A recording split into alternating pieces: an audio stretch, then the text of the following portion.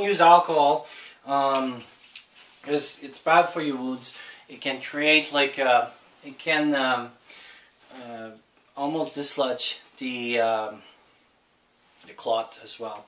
And so I use benzoyl chloride. It helps a little bit with it's an antiseptic hand wash, and again it's for hand washing to decrease bacteria on the skin. So I would use it maybe around the skin, not inside the wound. Inside the wound you don't really want to put anything else than saline, and if it's very, very dirty, maybe some other stuff. We'll talk a little bit more when I do like that video on the wounds, but you don't really need much stuff. Alcohol swabs are good for, and all the first aid kit all have alcohol swabs. Don't know exactly why, but the alcohol swabs are good for outside. So for example, if you start intravenous, you'll clean the skin. So if the skin is intact, you can use alcohol swab, and it's gonna clean it's gonna kill everything in there. As well as to sterilize your instrument. So basically, if you use alcohol on there, it's going to be good as well. But inside a wound or open, you don't want to use almost anything. Those ones as well is just like clean your hands or clean around the wounds, but nothing really inside the wounds. So that's why I carry those.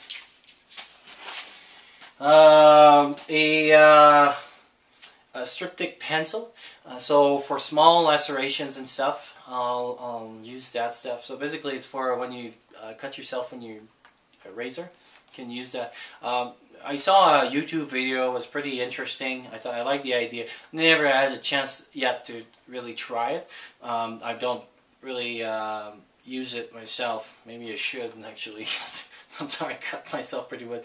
But yeah, so I'm carrying it now. I mean, it's small, it's not inexpensive, and we'll try to see what it does. Pair of gloves, and the other thing also I carry, and I'll talk a little bit more about it. I don't want to get into it, but those are stapling. And we'll talk a little bit more in the wound management, but I do not carry sutures. I do not suture in the wilderness. I will not suture in the wilderness. But staple can have some benefits, and I'll discuss a little bit more. And as you can see, this is very compact, very easy to carry. And I'll discuss a little bit more when I do my wound stuff. But yeah, those are staples. So no suturing. I don't believe in suturing in the wilderness. If you do expedition medicine and you're a doctor and stuff, probably I would put a kit, but not in for the short period of time that I would go and stuff. Then this is the kind of medication pouch. A little bit more stuff for blisters and stuff, so prevention kind of thing. And then I got over-the-counters medication. I got some stuff for diarrhea. I got aspirins, stomach. What else? This is actually a small, nice little kit. So they come pre-packaged. You have all the information on it. You can buy them. I'll put the link down. It's pretty cool. I think it's like 35 bucks, 40 bucks for like a whole bunch of it. I like that because I don't have to write little labels and stuff, and it gives you like all the warnings, the contraindication and stuff. Actually, pretty soon as well, I'm going to do a little video on over-the-counter medication. They are medication. So basically, for example, if you come to me, even as a healthcare professional, and I give you an aspirin, because you say you have a headache, and I give you an aspirin, it's like, here, take an aspirin, then you should be okay. And actually your headache was caused by a bleed, a sudden bleed, but the other person didn't know, and you can get sued. So giving medication is not, so the medication you carry on you, you're supposed to take them for yourself. The only time that you can give medication, and even that as a healthcare professional, the only person that can give medication, prescribe medication, is a physician. If you're giving medication to somebody else, you're actually giving medication, so you can be liable. So just be aware of that. And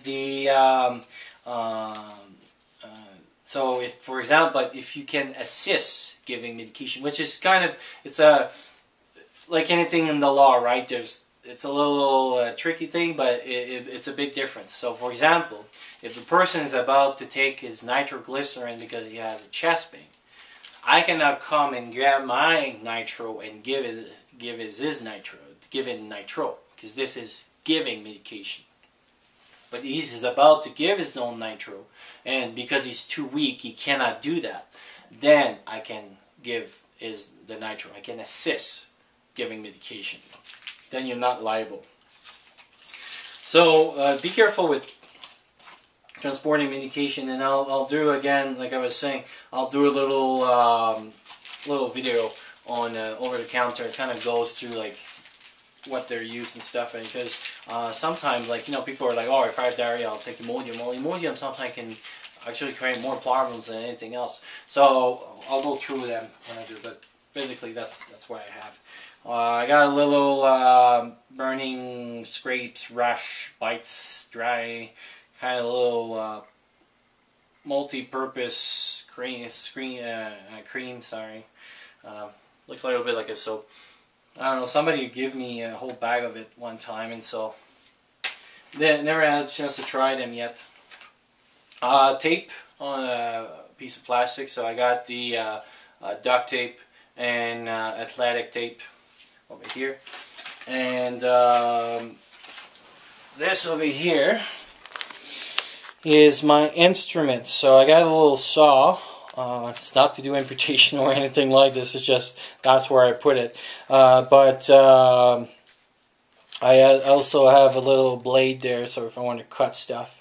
So it looks like a little bit of razor blade. And I got a nail clipper and a tweezers over here, and hemostatic thing. They're not sterile, it's just they're in there. I like plating, it's easier to carry, and I carry then alcohol swabs. So if I ever need to use those for whatever reason and I want to clean them, now I can use my alcohol swabs. That's why I did that little pocket that way, and so it's in another bag right over there. So then it's the other survival bag, but before that we'll continue with the medicine stuff. So this part is, and we talk about it, it's the Sam Splint. Sam Splint, I think that's the 36-inch one. And it's in my, I talk about it in my fracture video, so if you want to see, talk about it a little bit more. Those are pretty cool. They're the little ones, for like fingers and stuff like that. And behind that I have a Mylar blanket as well. And this kit is going to have his own video. Basically it's a platypus. It's a platypus bag, 1 liter with a valve to drink. And I'll do his own, I won't tell much about it, 'cause I'm going to do a whole video on this. But I'm still doing some experimentation right now with another bag that I bought. But it's pretty compact, it doesn't weigh anything, but if everything I want it to work like it's gonna do, it'd be awesome. It's gonna do like a lot of stuff over there, so it's gonna deserve his own video on it. Last bag. So this is the survival parts of it. I want it to work like it's gonna do, it'd be awesome. It's gonna do like a lot of stuff over there, so it's gonna deserve his own video on it.